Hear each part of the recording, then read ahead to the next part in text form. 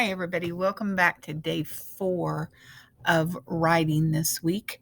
And we are working on a paragraph to do with chipmunks. I'm going to take you back through and you can check your mind map to make sure. So, if you need to stop this video now and get your mind map so you can look at it and make sure it kind of matches with mine.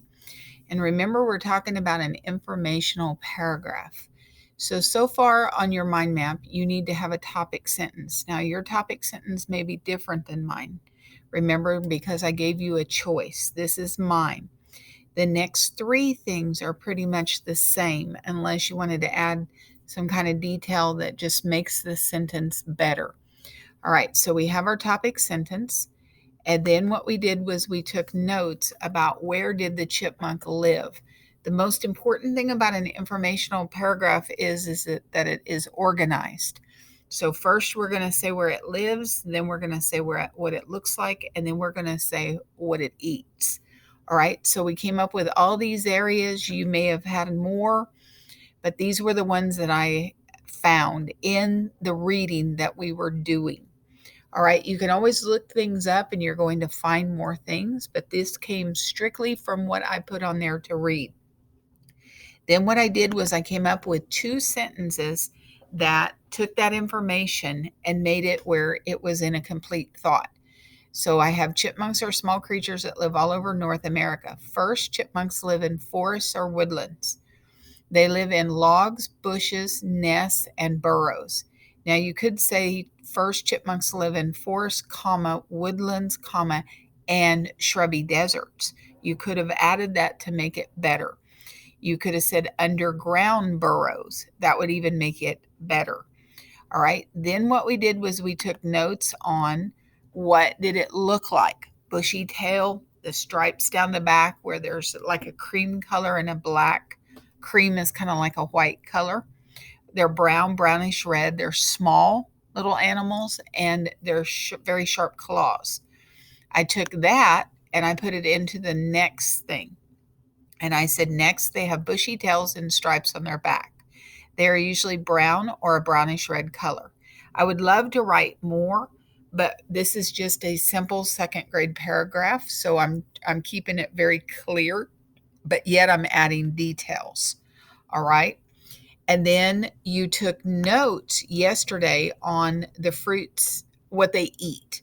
So they eat fruit, all kinds of fruits, especially blueberries and blackberries and strawberries. They eat nuts, all kinds of nuts, small frogs, worms, bird eggs, and seeds. And because of that, then what I can say is they are an omnivore. Okay, they're an omnivore. So if you need to stop this at any point and look at your notes and see what you got compared to me, then you would, because it's very important that you take notes before you do your writing. All right. Now, what I did was I took that information and I turned it into our third thing. So I said, finally, chipmunks are omnivores. I want to start out with that because that tells people right away that they eat plants and they eat meat. Then my second sentence is they eat nuts, fruit, seeds, worms, bird eggs. See, I didn't have that on my list, but when I went back to my story, I found that and I thought that was very interesting. And even small frogs. So now you're going to want to stop this video and you are going to want to write this. Okay. So please stop the video, put this in your third fact and detail, and then we'll be ready to add a conclusion. All right. So you stop the video and you now have this written. So you have the topic sentence. You have 2 sentences for the first fact and detail, 2 sentences for the next fact and detail, and 2 sentences for the third fact and detail. You have where they live, the habitat. You have what they look like, and you have what they eat. First always comes as a transition word, and as you become a better writer, you start leaving those transition words out, probably like in 3rd grade. But what they do is they help you it helps show your reader the organization that you have. What comes first, what comes next, what comes finally. First, second, third. All right. Now we're to the conclusion.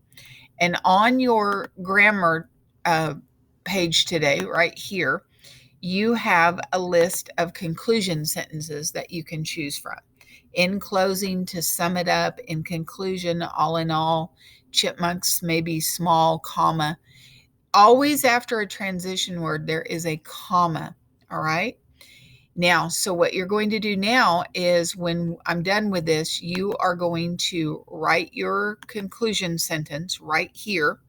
And then your job today is to get a blank piece of paper and rewrite this whole paragraph in a paragraph form.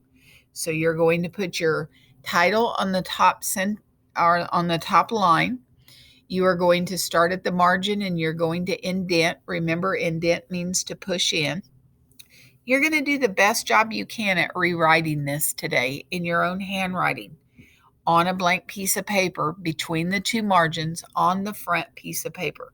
Then tomorrow, what I'm going to do is I'm going to show you what mine looks like done and go back over where the title went, how it was supposed to be indented. Did you write right up next to the margin, which is the red line? And you'll see how close you got. Now, remember, I'm still helping you a lot. I'm putting it, but what I want you to do is I want you to see the format of it. Then next week, what we're going to do is we're going to do it more on our own, where I may help you with a topic sentence, but I'm going to have you find the facts, put it into your first, next, and finally, and then kind of show you some ideas on a conclusion sentence and then get you to write it and turn it into us, or at least send it where we can look at it. All right. So you remember your topic sentence is your main idea. And we have to have organized facts that come in the order that you think people want to learn them about something, and then a conclusion. All right. So get to finishing up your topic sentence, or no, your conclusion sentence, sorry, and then rewriting this. And then tomorrow I will show you my finished copy and kind of go over the rules and kind of show it to you again. All right. So have a great day. Bye.